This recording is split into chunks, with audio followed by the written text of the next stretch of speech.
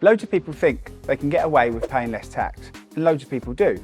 Well, that is until they don't. If you're a business, you're responsible for other people, and that responsibility can end up costing you a fortune if you don't take it seriously.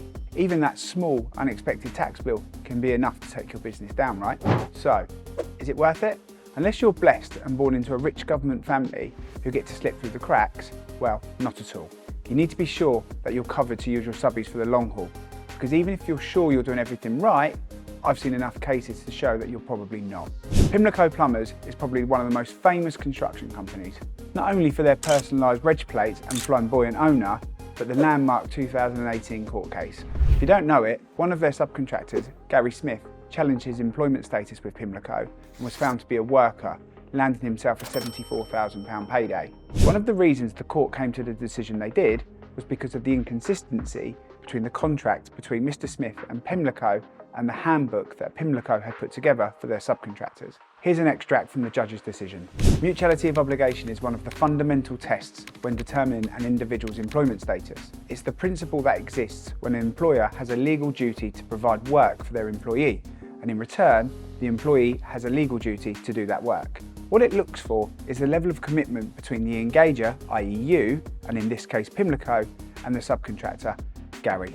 Is there a deeper degree of commitment, trust and confidence between the parties over and above the offer and acceptance of work?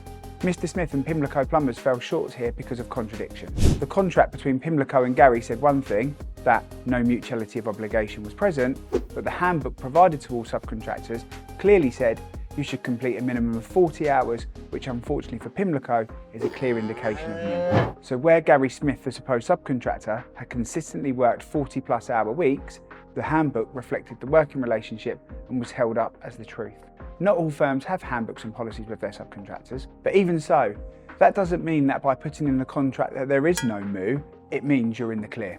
What happens in reality has to be reflected within the contract. I've seen HMRC question, in what circumstances would you not be obliged to provide the subcontractors with work? If you were to answer this with, in the event of a downturn, it's only going to come back to bite you. What you've said, or what you've insinuated, is that if you had the work to offer them, you would. HMRC officers often consider that because you are the subcontractor's main source of income, and you have been for a prolonged period of time, mutuality of obligation has to be present. It might be wrong, but it's just how it works. Not having a robust contract in place leaves everything open for interpretation. And HMRC doesn't care for what he said, she said when someone wants their money. We go to great lengths to make sure we've got the relationship between you and your subbies nailed for one reason.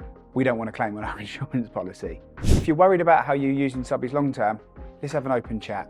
With our years of know-how, we can offer you the best advice for you and your business to protect you from HMRC and the people on the ground. Thanks for watching.